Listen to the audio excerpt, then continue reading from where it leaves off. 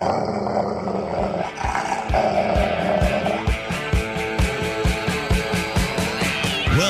author, investment banker, consumer advocate, analyst, trader. Chris Markowski is the watchdog on Wall Street. You want answers? Exposing the lies and myths that the big brokerage firms, the mainstream press, and the government are pushing to keep Americans away from financial freedom. You can't handle the truth. Bringing America the truth about what really happens in the financial world. Ladies and gentlemen, we're not here to indulge in fantasy, but in political and economic reality. This is the Watchdog on Wall Street. All right, welcome everybody. Listen to my intro there. You got that little bit. Jack Nicholson and A Few Good Men. You can't handle the truth. Yeah. Oftentimes that's the case. People cannot handle the truth. And people have been listening to this program understand. We do not sugarcoat things here on the program. We do not pull punches. We are honest with you. I don't care how angry you might get with me, how much you don't want to believe what I'm saying. What we bring you here is the truth. We defy narratives. That's what we've always done. The garbage that is being shoved down your throat, the great conspiracy to keep people poor and stupid, we fight that week in, week out, day after day. I've been doing guest appearances on radio programs for over 20 years, even before I had this show. And whenever we see the stock market do very well, it's very similar types of questions. Yay, stock market. Wow, this is awesome. Bulls and bulls and bulls and bulls and bulls. And we always caution people. We have our Markowski Investments Financial Independence Top 20. One of the line items on that list is when you see the markets race through the roof, you get a little bit nervous, cautious. And another one of those line items, when markets drop, you sense an opportunity. Now, putting all of that aside right now, and not looking at the indices, not looking at the Dow, not looking at the S&P, not looking at the NASDAQ, we're going to look at our economy as a whole. We're going to look at the health of corporate America as a whole. And I'm going to tell you what I see right now. I've been doing a lot of homework, a lot of research over the past couple of months. As many of you are aware, many of our new listeners might not, we've got quite the history here at the Watchdog on Wall Street, so quite the history at Markowski Investments in calling big things. Whether it be the collapse of the dot-coms, the demise of Enron, WorldCom, whether it be the last financial crisis, you name it, we've called it. We have called it. And I sit and I look at things and I follow things and I try to put things into perspective, into the big picture. And people, I've been doing my homework here, and I got to tell you, you know what I see a lot of? Zombies. That's right. Zombies. You're like, what the hell? Markowski must be smoking the wacky weed. What the hell is he talking about? I see a lot of companies out there, companies that, some of which we actually own, believe it or not. I'll get into that in a bit. That are zombies. The Walking Dead, so to speak. And what we feel, what I feel, As far as the markets are concerned moving forward, I don't see, I really don't see any sort of raging bull market like we've had in the past. And I do believe that we're going to have muted overall returns. We've talked about this here on the program, and I've shared with you some of the strategies that we utilize to help boost returns in the safest way possible. Zombies. What do I mean by zombies? Well, I talk about this here on the program a lot when I take a look at companies. And the idea that if you are not growing as a company, you're dying. And you'll go by the wayside. The old Joseph Schumpeter idea. You die and somebody else new will come in and take your place. Creative destruction. We have many companies out there that exhibit signs of life, exhibit signs of growth, earnings per share growth, year in, year out. But if you take a much closer look at the internals, at these companies' balance sheets, you see something that's amiss. You see something wrong here. These are companies that are not growing their revenues to that great of a degree, maybe a little bit here and there, but muted revenue growth. You're seeing companies, I see companies that are kept alive for a myriad of reasons, and they're not the right reasons. We spend a lot of time talking about something called regulatory capture. Warren Buffett loves this. Warren Buffett loves regulatory capture. Why do you think Warren Buffett spends so much time hobnobbing with people in Washington, D.C.? He wants to know what companies are getting government contracts, what companies are connected, what politicians are writing rules and regulations that will protect certain companies from competition, which could lead to those companies' demise down the road, which is actually a good thing.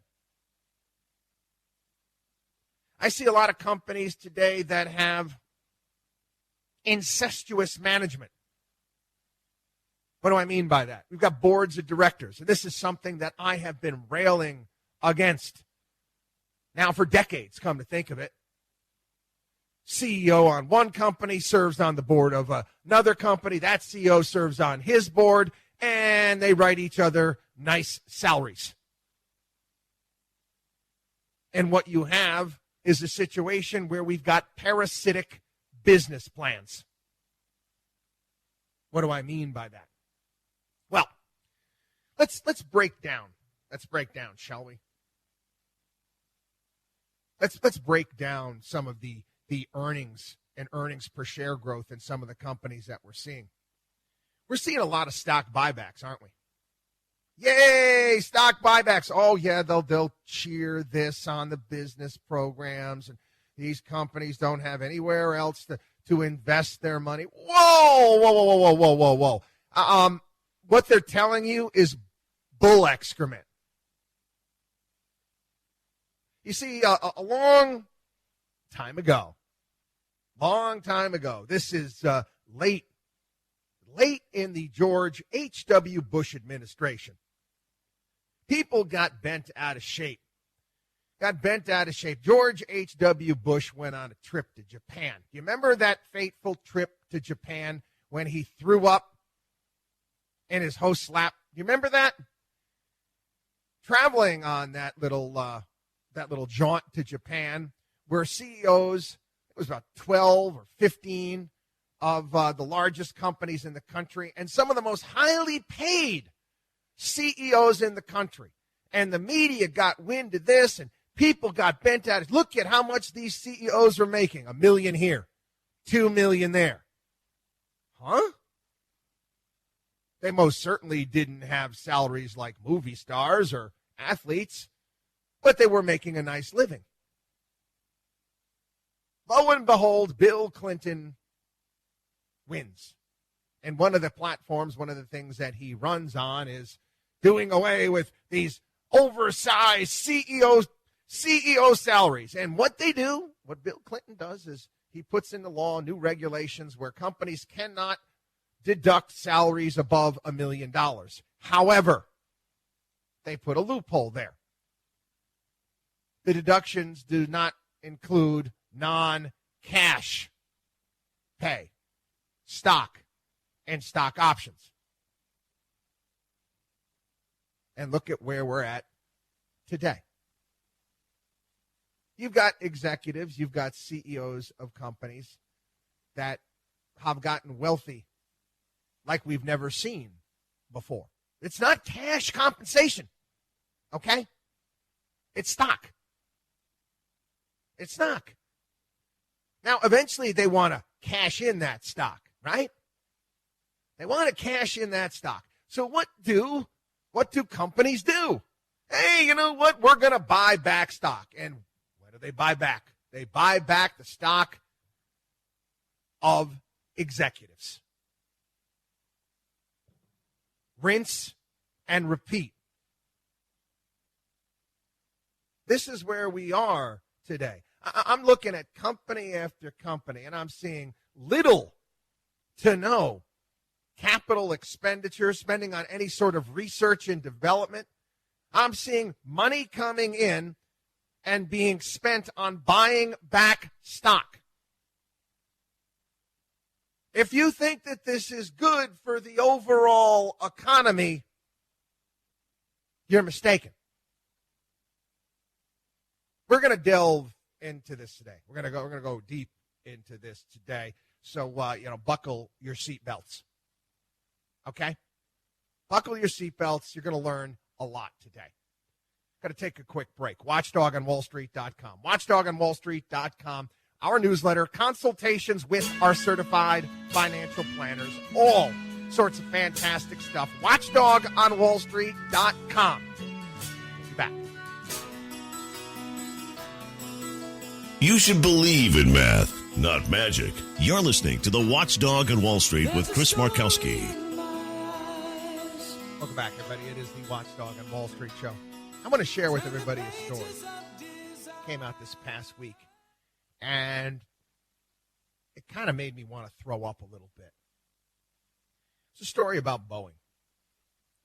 Federal prosecutors would face a daunting challenge in mounting a criminal case against Boeing or its employees, legal experts say, even with evidence showing workers sounded alarms about the 737 MAX's safety and a company pilot's chat messages suggesting he misled regulators. The Justice Department launched a criminal probe. But the reality is prosecutors are going to have to show that executives repeatedly concealed or ignored the 737 MAX's engineering problems. But there is something bigger. They say this right in the article. There is a larger economic and political component.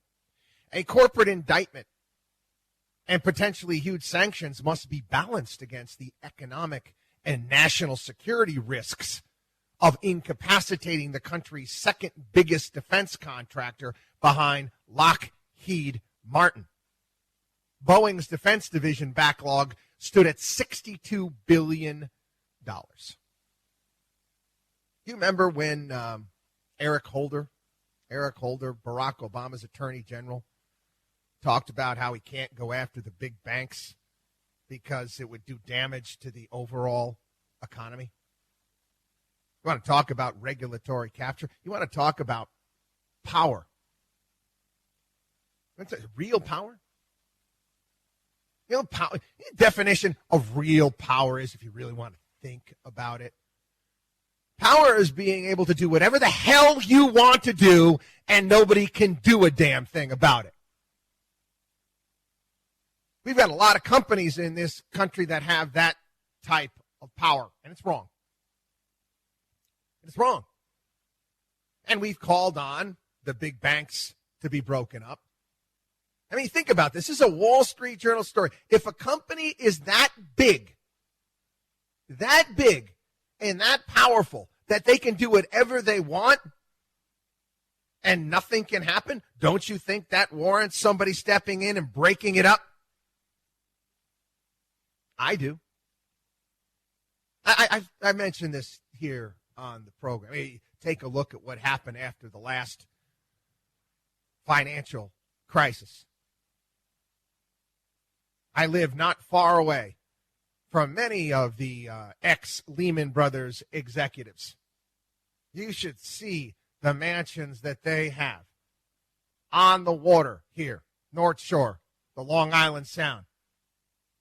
You think they're wanting for everything?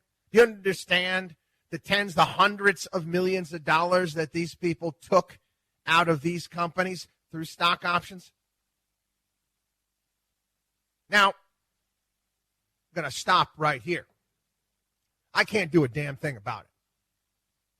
I can't. This is a saying that I use from time to time, okay? It is what it is. I can rail against it. I can tell you about it. But it is what it is. Like the old story, the old Navy SEAL story. When you go into battle and you have a map and you have a plan, and you hit the beach and you're there, and you take a look at your map is completely wrong. What do? Do you stay with the map or do you go with the terrain? This is the terrain. Warren Buffett understands that and how he goes about investing. We do too.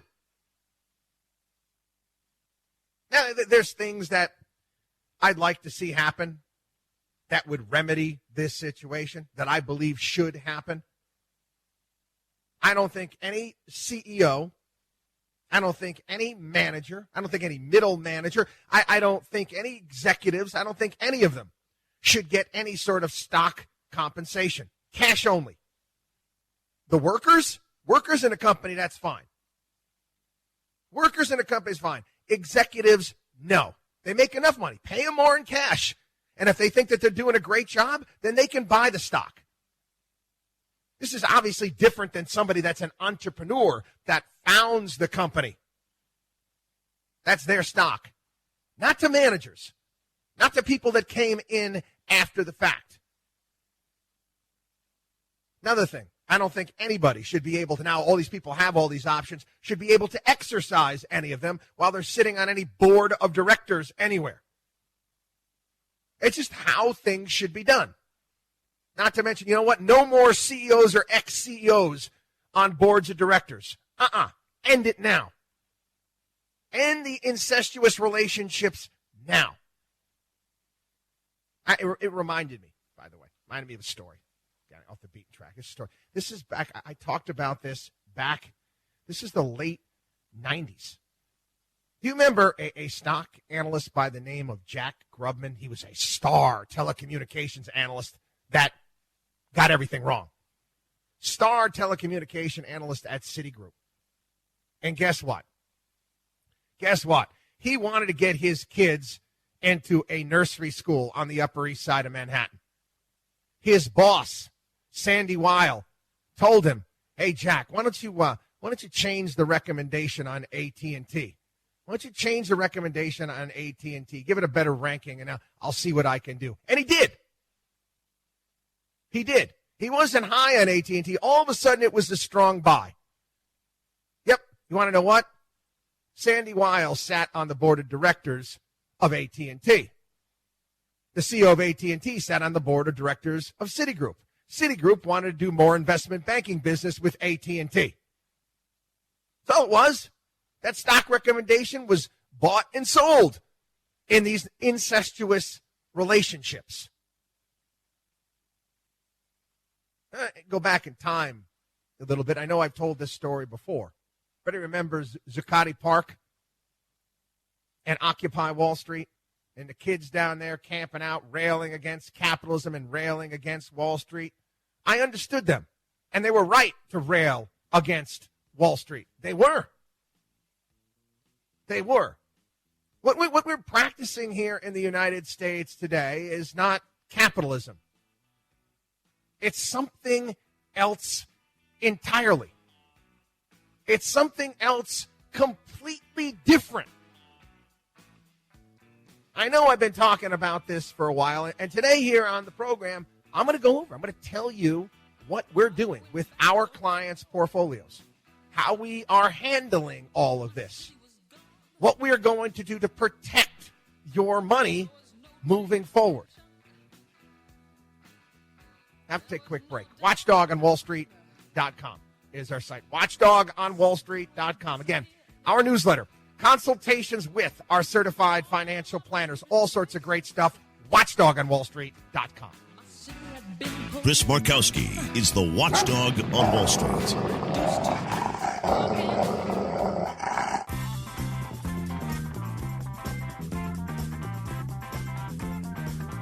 Bringing America financial freedom one listener at a time. You're listening to the Watchdog on Wall Street with Chris Markowski. Welcome back. There's a great writer out there by the name of Ben Hunt, and I've used some of the stuff here on the program in the past. The funny thing is I've got to reach out to this guy because he and I think a lot alike, and he comes out with some really great columns. And he's got one that he just came out with, and it's entitled, Yeah, It's Still Water. And he starts off with this this story written by David Foster Wallace. There are these two young fish swimming along, and they happen to meet an older fish swimming the other way, who nods at them and says, "Hey, morning, boys, how's the water?" And the two young fish swim on for a bit, and then eventually one of them looks over at the other and goes, "What the hell's water? What's this about?" Well, Hunt says it's a note about financialization, the zombification of our economy, the oligarchification of our society. What does this mean? What have I been talking about? Financialization is profit margin growth without labor productivity growth. Financialization is a zero-sum aspect of capitalism. That's not capitalism. That's not. It's something else entirely. It's island of Dr. Moreau capitalism. In many respects, it's socialism. If you're too big to fail, you're tied into the government like Boeing, guess what? It's quasi-socialist. What we have happening now, not in all companies, but in many companies. Many companies out there. You've got profit margin growth being pulled forward from future real growth and being pulled away from current economic risk-taking. Financialization is the smiley face perversion of Adam Smith's invisible hand and Joseph Schumpeter's creative destruction. It is a profoundly repressive political equilibrium that masks itself in the common knowledge of, yay, we're capitalist. We're capitalist. It's awesome. Yay. Is it right now? Is it really awesome? We've talked lately about negative interest rates and what we've been dealing with for a very long period of time, going back to the Greenspan years, ultra-low interest rates and what they mean, and the fact that your money, your safe money, you put money in a bank, you're yielding nothing. The powers that be tell you, hey, there's no inflation out there, no inflation to speak of, and you know that's just not the case. You know it's not the case. You know the numbers are screwed up. You understand that things are getting more and more expensive, yet you're told that they're not. What does this mean? Well, it makes it very difficult for savers, does it? Makes it very, very difficult for people looking to retire that need to live off those safe assets. We've been dealing with that, and we gave you various different things that we've been doing. How are we handling this? How have we been building our portfolios? This is something new. I've never never really discussed our overarching philosophy and what we see as far as financial planning and what I see for the future. I don't really delve that deep into it here on the program. And you know what? I said, what the hell? What the hell? I've been doing the show for 20 years now. We are looking at keeping the bulk of our portfolio and assets in companies that we feel very, very comfortable with. Very, very comfortable with, meaning that we feel are safe. Companies that are paying dividends. Do we own zombies? Yeah, we do.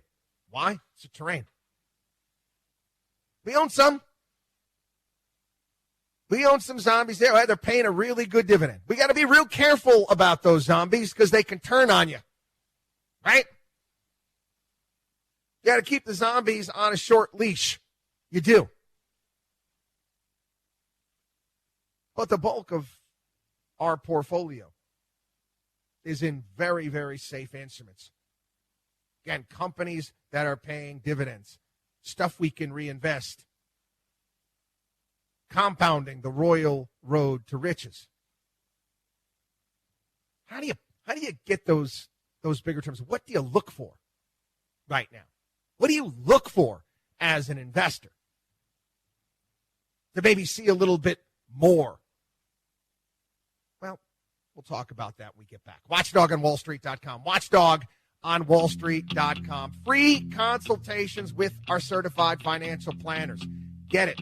All of our portfolio kits, account repair kits, all sorts of great stuff. WatchDogOnWallStreet.com. Get there or give us a call. 800-471-5984. Taking Wall Street's liars, crooks, and cheats out behind the woodshed. You're listening to the Watchdog on Wall Street. Welcome back, everybody. I thought about this past week. I remember when I was a kid. My grandfather on the Polish side of my family, and I never met my grandfather on the Italian side of my family. He died before I was born. He was born in the 1800s. And wish I'd met him because he and I pretty much look exactly alike. But my grandfather on the Polish side of the family moved here from Poland. I don't even think he had a high school diploma. Taught himself to be a draftsman and work for General Electric, designing things. Pretty neat. Well, anyway, he's a frugal guy. He was very, very frugal guy. He used to drive my mother and also my grandmother nuts. And I remember her coming back one day. Steve, oh, look at all the money I saved you, all these sales I had today. And I remember getting ticked off. He's like, where's the money that you saved me? Can you give it to me? Where's all that money that you saved me? Hand it over. Anyway, what did I think about that this past week when preparing for today's program? I started thinking about the .com era. Started thinking about the companies of today. Companies that spend. Really good at spending, got the spending part down, not very good at the investing part. Not very good at the investing part. That happens with a lot of these new companies that Wall Street tries to sell you, that the various different schlock brokers try to sell you. What's the hot stocks? No, this is, you find diamonds in the rough. You have to look at balance sheets, and they don't have to be brand new companies. You look for companies that are spending CapEx. Who's investing in their future? Who's investing in their future? Who's looking for the next big drug or the next great medical device? We look for these companies, and these are the companies that make up, if you'd like to call it, the more speculative part of our portfolio. Many of these companies as well. Some of these are big companies that pay dividends too. But they're making an attempt to grow. We're looking for companies that have leaders, not managers. Again, you can watch the Mutual Admiration Society that goes on in the business world. And, a classic example of that was all the dunces that were a part of, remember Barack Obama's jobs panel? Hey, we're going to bring all these CEOs here, and then we're going to bring people in from the newspapers and the media, and we're going to solve the jobs program in an afternoon. We're going to have a breakout session. You know how much I hate meetings and crap like that. We're looking for companies that have leaders, not managers. People that act like entrepreneurs. WatchdogOnWallStreet.com. WatchdogOnWallStreet.com. Hey, guys, we're telling you how it's done. I'm explaining to you how we protect our clients. What has worked for us. Take advantage. WatchdogOnWallStreet.com. WatchdogOnWallStreet.com. We'll be back. You're listening to the Watchdog on Wall Street.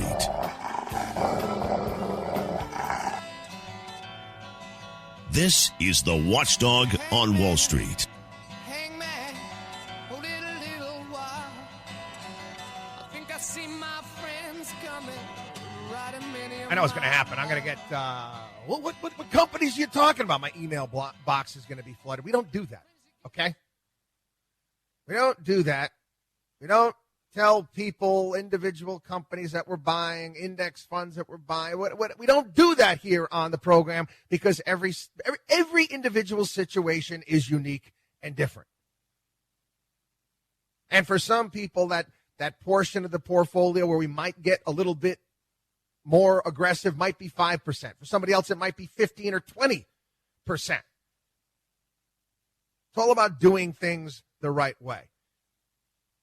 But that portion of the portfolio, I want the rock stars. I want the guys that want to be stewards of the future, people that actually have a little bit of professional courage.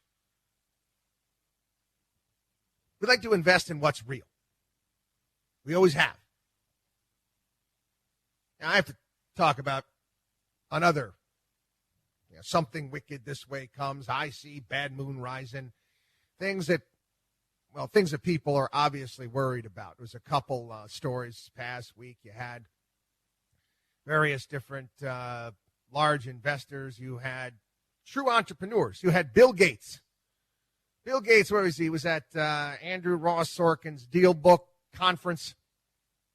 And he kind of was, in the way that Bill Gates can be, being a bit of a politician right now, I was saying, listen, I've paid over $10 billion in taxes in my life. I'm paraphrasing. Paid over $10 billion in tax in my life. If Elizabeth Warren, I got to pay $20 billion. That's one thing. But $100 billion?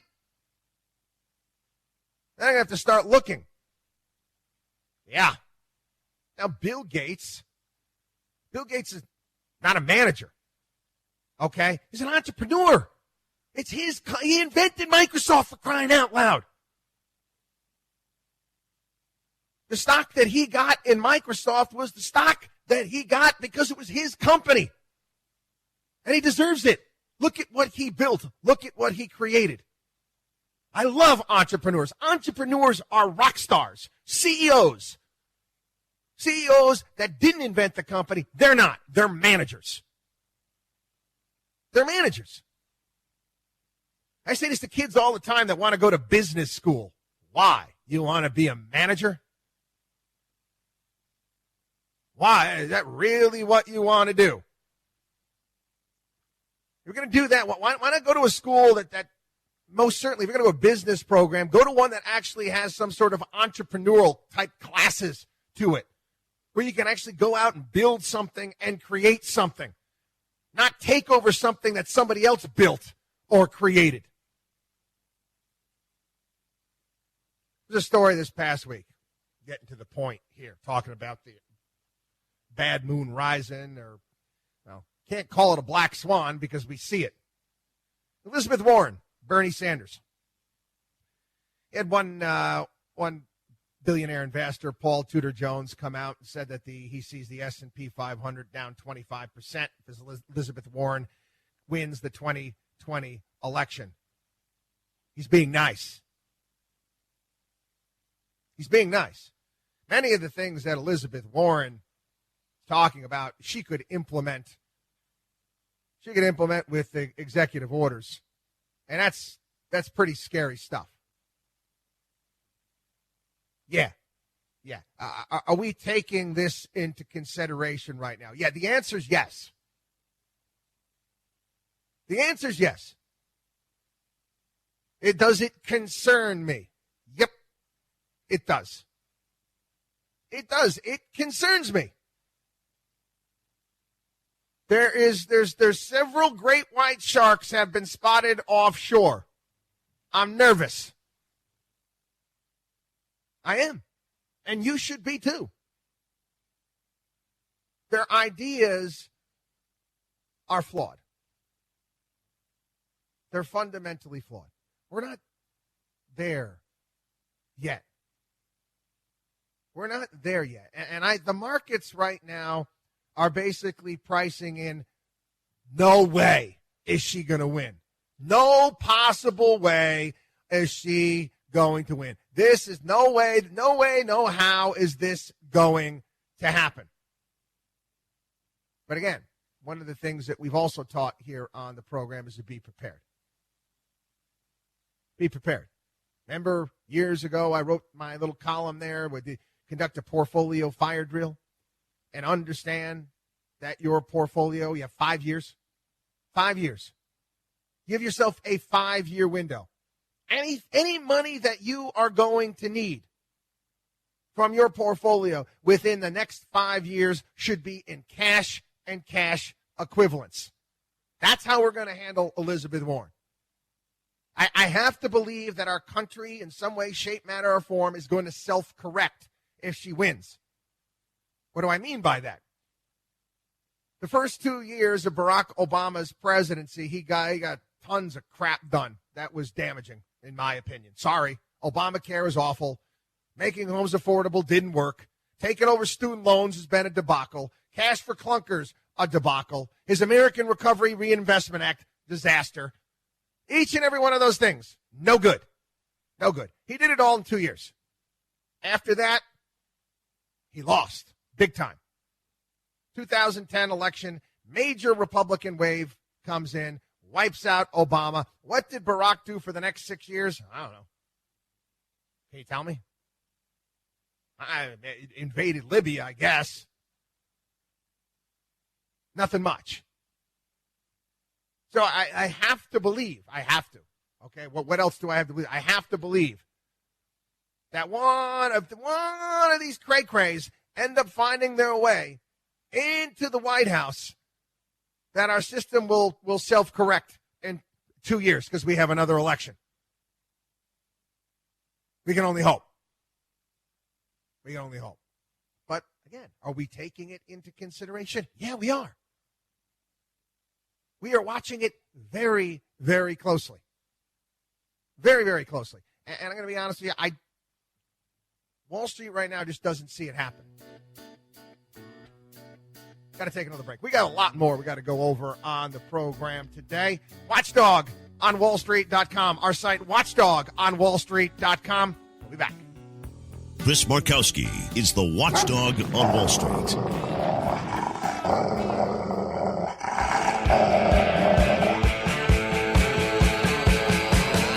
Well-known author, investment banker, consumer advocate, analyst, trader. Chris Markowski is the watchdog on Wall Street.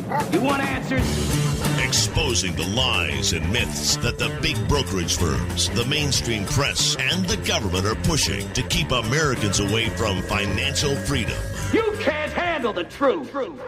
Bringing America the truth about what really happens in the financial world. Ladies and gentlemen, we're not here to indulge in fantasy, but in political and economic reality. This is the watchdog on Wall Street. Holy shnikes. I'm looking out the window here of my office / studio. And man, oh man, we have so many deer here on Long Island that honestly, and they're not afraid of you. I'll be outside. They'll come up to you for crying out loud. It's like I'm Snow White or something like that. There's a bunch of them back there. Anyway, welcome back. Welcome back to the Watchdog on Wall Street show. We talk a lot about how we manage money, and there's other aspects as well. One of the big things, obviously, is managing fees. We don't charge much. We really don't. We really don't. But you know what? We don't have a lot of tchotchkes. I don't have any Picassos in my lobby. Don't have anything like that. Nope.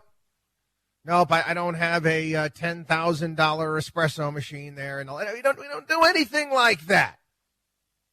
That's not who we are. I talk about being real. We don't pretend to be something that we are not. We don't go hanging out around the golf clubs and the country clubs and that's not what we do. That's not what we're about. We do something actually different than any other CFP firm of our caliber, being a nationwide firm helping people all over the world, for crying out loud. We help everybody. We don't show anybody the door. You need help, we're here. We're here. And I've told this story before. I stopped going. Like I said, I hate meetings. I hate breakout sessions, industry conferences. They're all a bunch of bull crap.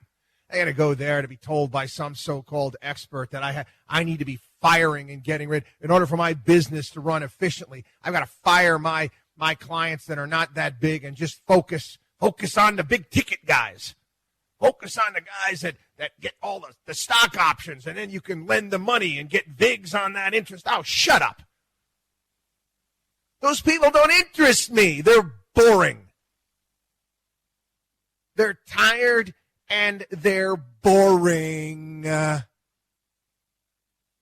like entrepreneurs. I like small business owners. You know how many millionaire blue-collar workers I have? What I mean by blue-collar workers, guys that are doing trades, guys that have been working behind a restaurant line that now own the restaurant. Do you have any idea? Those people, to me, are much, much more fascinating than the person that never worked a day in their life, then went to some Ivy League school, got hooked up, got a job at some company, and weaseled their way to the top. Not a creative bone in their body. You ever think about that for a second? Ever wonder why? Ever wonder why all of these big firms have to hire consultants? You know why I'm going to hire consultants? Because the people running the company have no imagination. No imagination whatsoever. They're going to hire consultants to tell them what to think and what to do. And I'm saying to myself, you're spending all this money, what the hell are you there for? Anyway, I want to talk a little bit about it. Everybody's seen the markets and how they performed. It wasn't too long ago we were going to hell in a handbasket. Doing this again. We've gone over this. Bulls and bears, for crying out loud. It doesn't matter.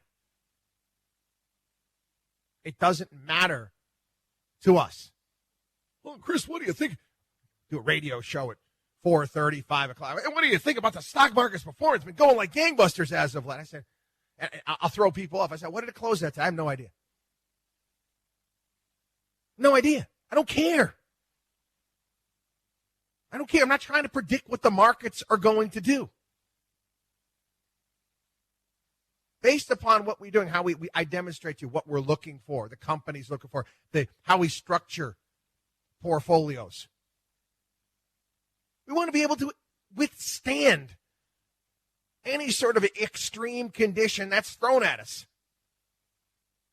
The old idea of embracing the bear, not fearing the bear. You know, I had this written down. Where is this thing? Here it is. Oh, the average investor in stock mutual funds made 3.8% a year over the past 30 years. That's a third. 1/3 of the S&P 500's average gain over the period. Why is that?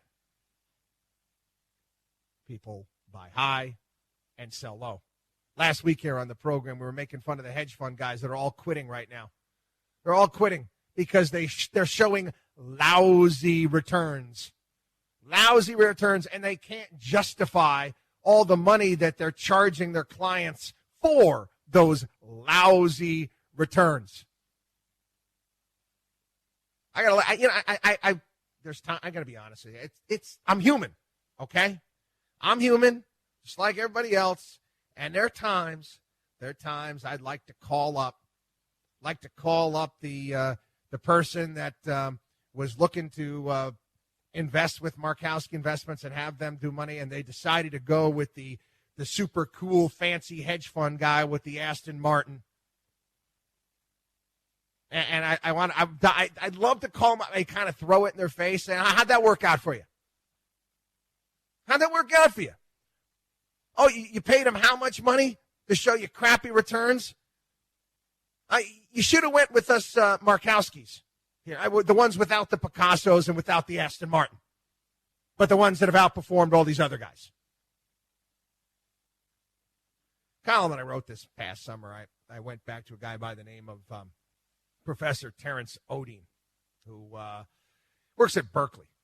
Yeah, Berkeley School of Business. And he's a guy who has studied investor behavior.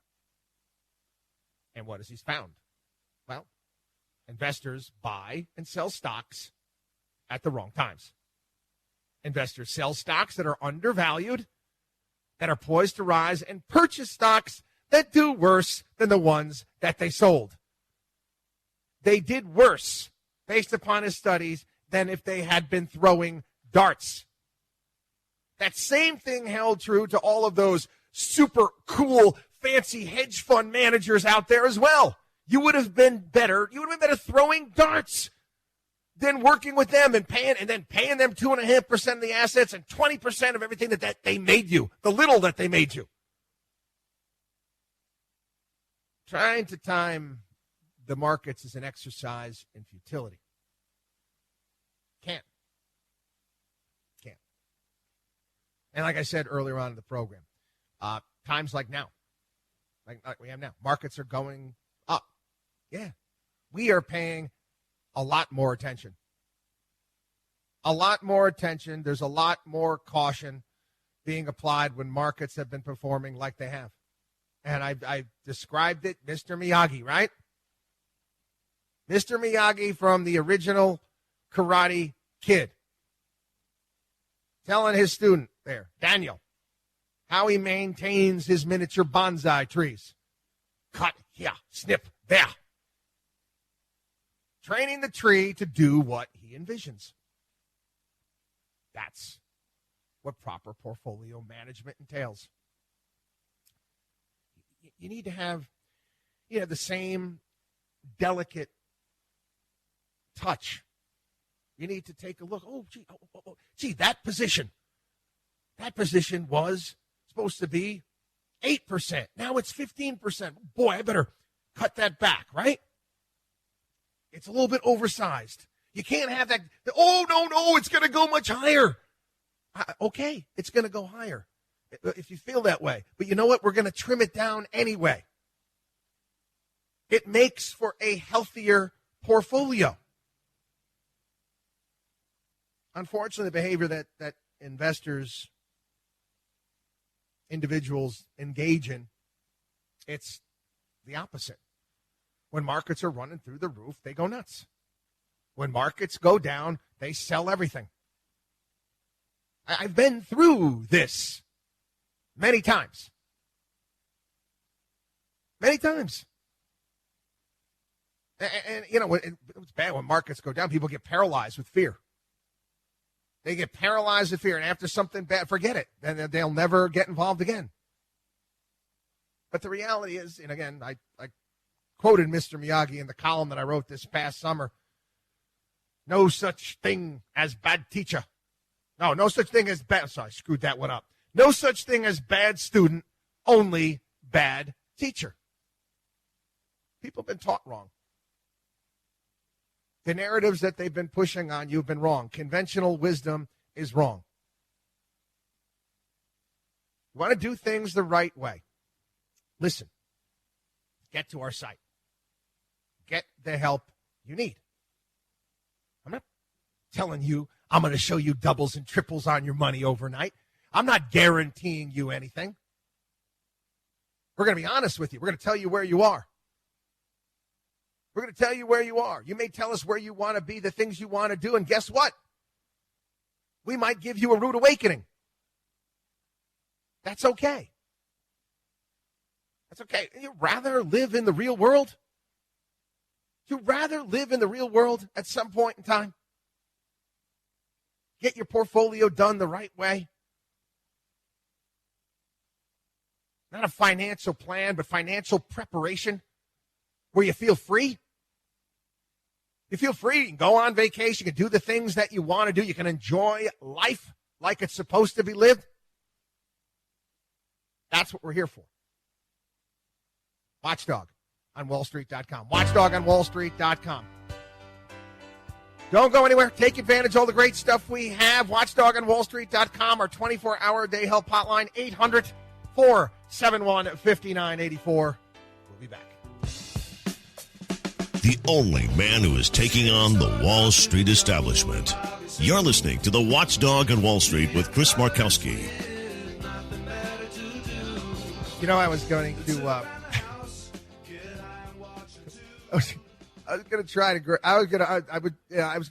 to bother John. My producer does a great job. There are some great clips out there from South Park when they make fun of the Disney Corporation. And they do it by actually having the CEO of Disney in South Park is actually Mickey Mouse. But there's just way too much foul language in the clips, and I didn't want to bother John with that. But I'll explain to you. Years ago on South Park, there was an episode when they were talking about, the Jonas Brothers were there. And remember they had the big thing back in the day was the purity rings, where you weren't going to engage in premarital sex until you got married, and you had to wear a purity ring. And the Jonas Brothers got sick and tired of wearing their purity rings, and they wanted to take them off. They demanded they were going to take them off. And they're like, oh, boy, you're going to tell the boss that to his face? And all of a sudden, you don't know who the boss is. The door opens up, and it's Mickey Mouse. And, the same voice with the laugh and all that stuff. And Mickey Mouse proceeds to beat the hell out of one of the Jonas Brothers and explains that you're wearing that purity ring because Disney wants to sell sex to young teenage girls. But we're Disney. The only way we can do that is if you're wearing a purity ring. And this past season as well, Mickey Mouse made a comeback to South Park, this time kissing the buttocks of Xi Jinping of China. And they decide to actually off Winnie the Pooh. That whole controversy with Winnie the Pooh because some of the people in China were comparing Xi Jinping to Winnie the Pooh. And they kill off Winnie the Pooh, mafia style. Choke him out. Disney. Yeah, Disney. Well, same Disney Corporation, by the way. Just so you know, I want to fill that in there. Decided to spike a story about Jeffrey Epstein and what he was doing to little girls. Yes. That same Disney that won't let you have a beer at the Magic Kingdom said, you know what? We're not going to let everybody know just how evil this pedophile is. Well, one of our anchors, George Stephanopoulos, actually hangs out with the guy, and the Clintons hang out with him. So guess what? We're going to spike that story. That came out this past week. This shows you how I'm trying to explain to you, and I've done this before here on the program, how should I put it, evil the mainstream media is, how depraved these people are. I tell stories here on the program, and I don't think people actually still can't get their arms around it. Oh, look at Savannah Guthrie and the whole Today Show crew out there at the Rockefeller Center. Oh, they're so cute. They love me. No, they don't. No, they don't. You have no idea who these people are. I'm telling you, none.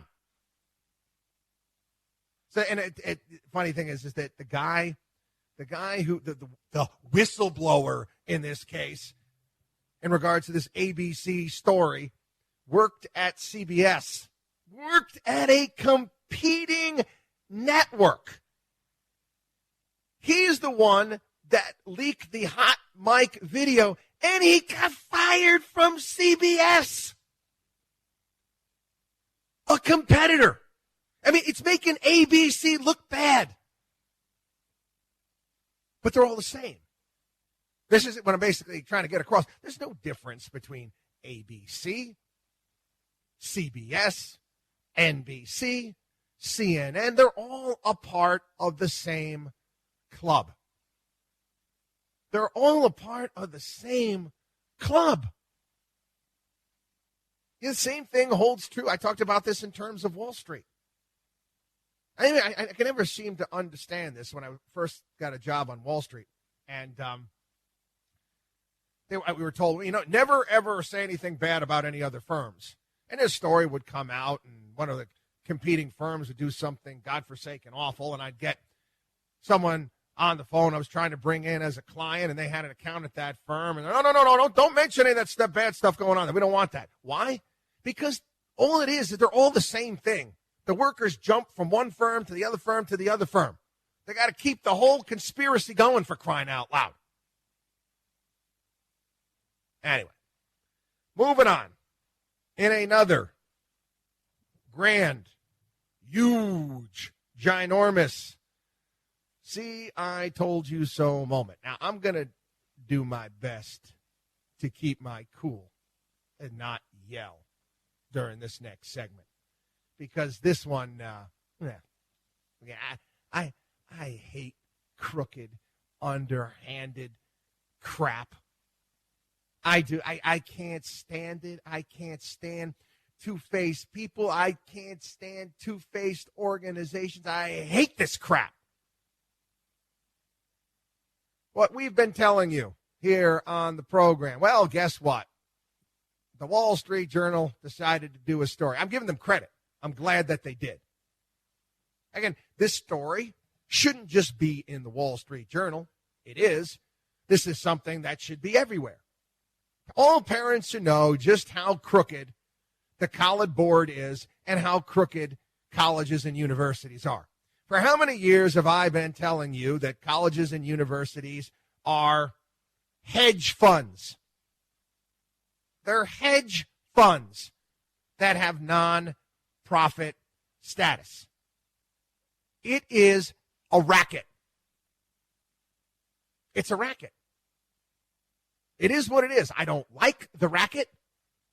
I don't like the fact that I'm going to have to put my kids through this racket, but it's a racket. And I just want you to know just how crooked it is. The Wall Street Journal, we told you they were doing this. They finally reported on it. They highlighted a girl here named Jory Johnson. Took the practice SAT as a high school student. All of a sudden, she did well. Wow, look at how great she's doing. She did fantastic. So all of these college, all of a sudden she's getting brochures from Vanderbilt and Stanford and Northwestern and the University of Chicago. Wow, all these schools want me because I did so well. Yeah, we'll tell you what happened when we get back. WatchdogOnWallStreet.com, WatchdogOnWallStreet.com. Our newsletter, consultations with our certified financial planners. Don't go anywhere. We'll be back. You're listening to the Watchdog on Wall Street.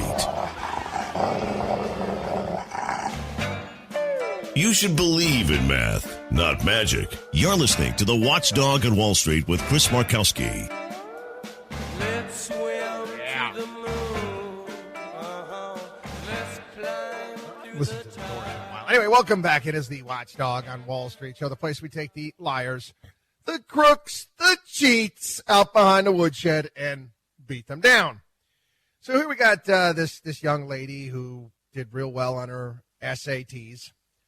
And guess what? The College Board sold her test scores. That's right, sold them to all of these schools. Well, these schools wanted them, right? These schools wanted them. Vanderbilt, Stanford, Northwestern, University of Chicago. They wanted her test scores. Now, this girl happened to be the valedictorian of her class. Number one. But she didn't get in to any of those schools. Then, yeah, they all sent her brochures. She applied to them all, got rejected by each and every one. Now, she's going to NYU right now. Why did these schools buy her test scores? Well, they wanted to entice her to apply so they could reject her. That's it. That's it. Why would they do that? They say, well, why would they do that? Well, you have all of these college rating agencies. Oh, Wall Street Journal does one. U.S. News and World Reports. Hey, we got to take into account. And parents are looking, well, geez, how many people apply to that school and how many are rejected? Oh, boy, a lot of people are applying. A lot of people are getting rejected. Well, that means it's very exclusive.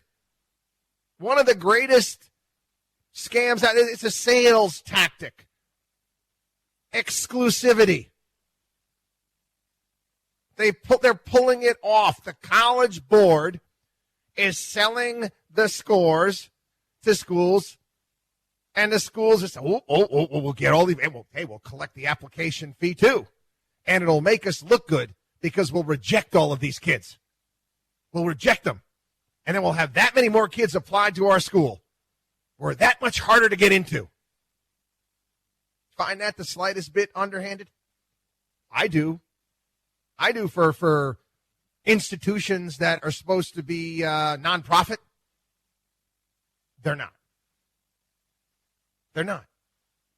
It is a racket.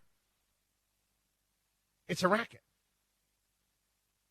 And again, they won't do it because, the politicians won't do it because politicians, if they want to leave office, one of the jobs that they like to get, if at all possible, is they'd love to be the chancellor of a university, college university. Love to do that.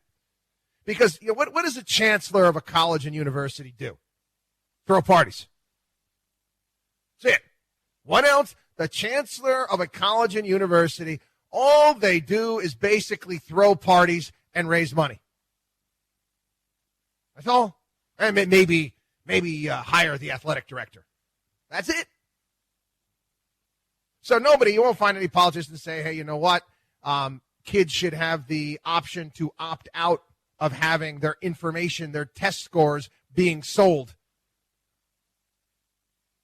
Sad. You think about what they're trying to do.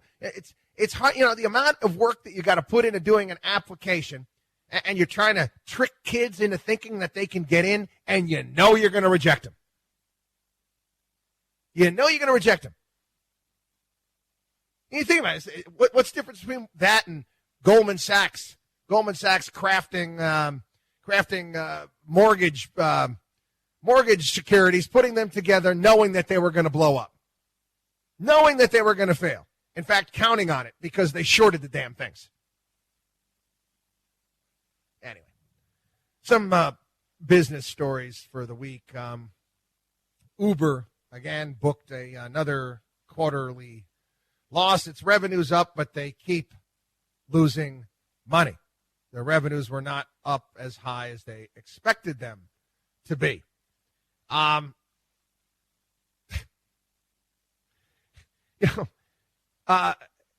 25 analysts out there started coverage of Uber. This is Wall Street. Started coverage of the company as a buy. Look at what the stock has done over that period of time. Why did they start coverage of the stock as a buy? I don't know. Maybe Maybe their bosses told them that they better. Maybe their bosses told them. Again, this is the same stuff that happened in the 1990s, saying, hey, you know what, we might have the opportunity to do some investment banking with this company or something, have some sort of relationship with it. And they're not going to want to have a relationship with us if we have a sell on their stock. So tell everybody to buy it. So I'm asking you, why do you even listen to these analysts? Why do you have accounts at these big firms? You do understand that the recommendations written by these stock analysts have nothing to do with you. They don't care about you. You are the lowest common denominator as far as a customer is concerned. You're not important. I know the commercials on TV tell you that you're awesome and you're great. They're going to get you a vineyard in Napa. They're lying. Watchdog on WallStreet.com. Watchdog on WallStreet.com. I got a few other business stories I want to get into from this past week. Watchdog on WallStreet.com. We'll be back. Well, it's a marvelous night for a moon dance. Bringing America financial freedom one listener at a time. You're listening to the Watchdog on Wall Street with Chris Markowski.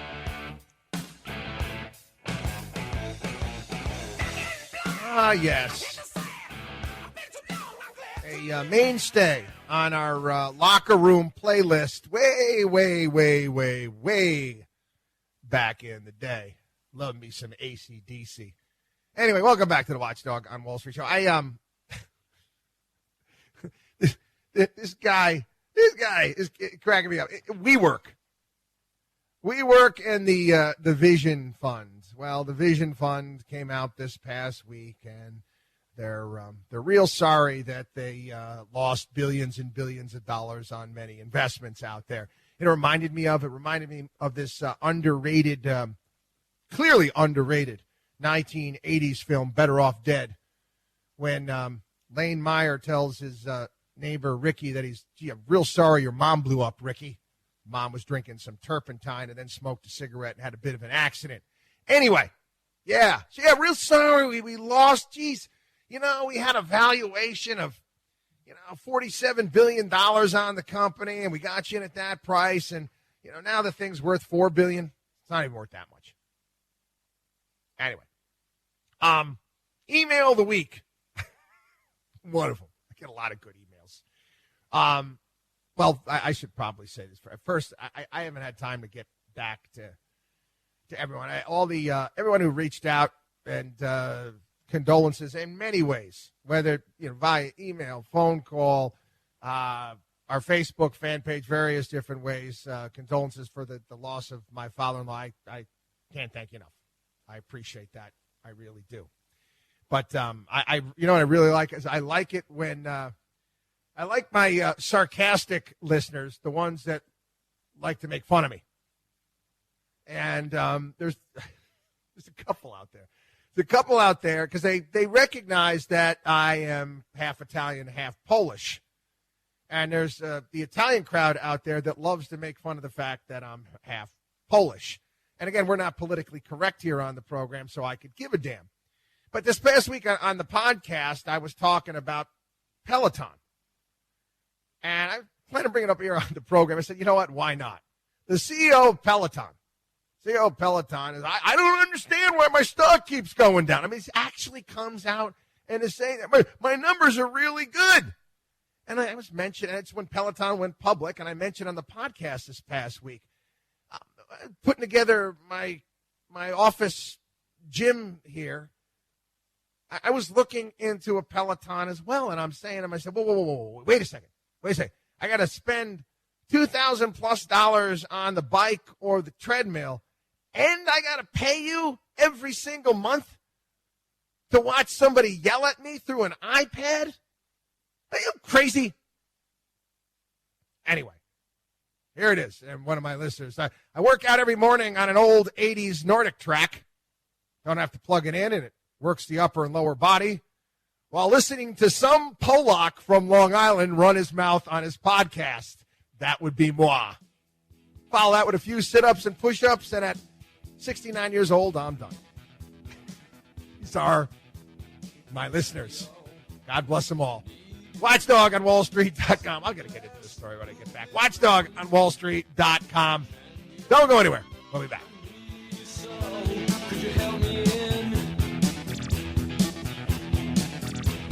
Chris Markowski is the Watchdog on Wall Street.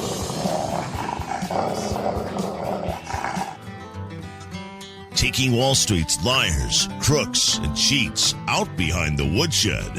You're listening to the Watchdog on Wall Street. I lit up from Reno, I was trailed by 20 hounds. Didn't get to sleep that night. Welcome back, everybody. It is the Watchdog on Wall Street show. All right, I got a little fun with this. I got another company that went public this past summer, and I'm watching this thing, and I'm watching it go through the roof, and I'm like, what the? It was shades of the 1990s all over again. Beyond Meat. Beyond Meat, yes. Fake meat, or they call it plant-based meat. You know what I thought of when I first heard about this and thought about this, and it's going back. I remember when the movie came out. I think it's one of the most profitable movies of all time. I think they made it with like a shoestring budget. I think Tom Hanks probably made more money financing My Big Fat Greek Wedding than he probably did on anything else. I'm not kidding. That's how well that movie did. And I remember seeing it. I took my in-laws to see it because kind of in many ways, kind of my life to some degree. No, they didn't make me convert to Greek Orthodox, and they liked me, I guess. But a lot of the things in that movie are kind of true, there's truth to a lot of it. But there's a scene in the movie when the Tula, who is the lead character in the story, she's marrying a Exerno. I'm an Exerno outsider. Marrying Exerno, and guess what? He's Greek, and he doesn't eat meat. Have a listen. It's just, yeah. Ian is a vegetarian. He doesn't eat meat. He don't eat no meat? No, he doesn't eat meat. What do you mean he don't eat no meat? Oh, that's okay. That's okay. I make lamb. That's No. okay. I make that. No. All right. Back to the party. Anyway, Beyond Meat. Stock went to what, $230, $240, something like that. Plant-based meat. And I'm saying to myself, again, but I spot BS right away. It doesn't take long. It's amazing. So they're trying to tell us that this stuff's good for you. It's healthy. I'm scratching my head. Wait a second here. So you're just taking some plants and you're going to make them taste exactly like a burger? How do you do that? You're going to have to go through some sort of process. Now, I like vegetables a lot. I'll have portobello burger all the time. I eat portobello sandwich close to me. A lot of mushrooms. In many respects, you cook them a certain way. It can taste a little bit like meat. But you're going to make it actually taste like a burger. Well, anyway, guess what? Guess what? I was right. This stuff is processed to all hell, for crying out loud. These plant-based burgers are not healthier than meat. The Beyond Burger has 400% more sodium than an actual burger, with the same amount of calories and fat.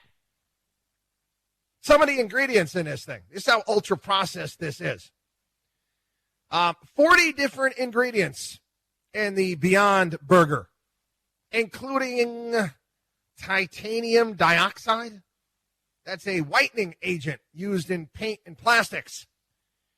Methyl cellulose, a bulking agent used in laxatives. Listen, okay? Cut it out, please, with this nonsense. Go sell crazy somewhere else. Plant-based garbage. Anyway, here's another one here that I kind of found interesting. We've talked about mergers and acquisitions here on the program. Xerox this week says it wants to take over HP.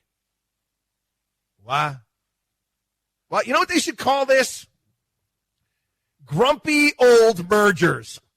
Really? That movie, Grumpy Old Men? Grumpy Old Mergers. Hey, pictures Xerox. Hey, get your hands off that copy machine. Hey, kid, get your butt off that copy. Stop photocopying your buttocks, for crying out loud. HP? HP. I didn't even know some of this week. I went to go print up a picture. I want to go print up a picture. I've got a photo printer here, and I couldn't figure out how to do where the print thing was on Google Photos. I couldn't find it. The only thing I could find is you got to send it to some place and order the prints. Now, these companies are still raking in cash, but what do? What are they going to be in the future? It's kind of like one Kodak merging with another Kodak, for crying out loud. Yeah, it's a funny thing about mergers and acquisitions. I talk about this often here on the program. The guys who work in the M&A departments, the guys who go out and sell the M&A deals to the various different CEOs out there. And again, you got to understand who CEOs are. CEOs, more often than not, have a bit of a Napoleon complex. Okay? They're managers. They're not very imaginative, right? Oh, we got to go buy this company. We got to go buy that one, and that will make me, that will make me a conquering hero. They all have Napoleon complexes because they can't come up with anything on their own. And the guys that work at the M&A departments on Wall Street know this. Feed the ego, feed the ego, pump these guys up. Take them out to dinner. Oh, we're going to Peter Luger's tonight. Then we're going to go over to Stores, the strip club. We're going to boost this guy's ego, and we're going to get him to buy this company over here. How many times I'm watching these merger announcements on TV, and I'm laughing? They got Time Warner to buy America Online. And when they bought America Online, it was nothing. You got mail. No, it was the internet with training wheels. And same thing. Oh, we have Verizon to buy Yahoo. One dumb deal after another. See, that's the illusion right now. That's the illusion. I'm starting to think that many of these companies, you want to get workers that get paid more? I think many of these companies could be run by artificial intelligence because most of the people in charge of these companies have none. WatchDogOnWallStreet.com, WatchdogOnWallStreet.com. We'll be back. You're listening to the Watchdog on Wall Street.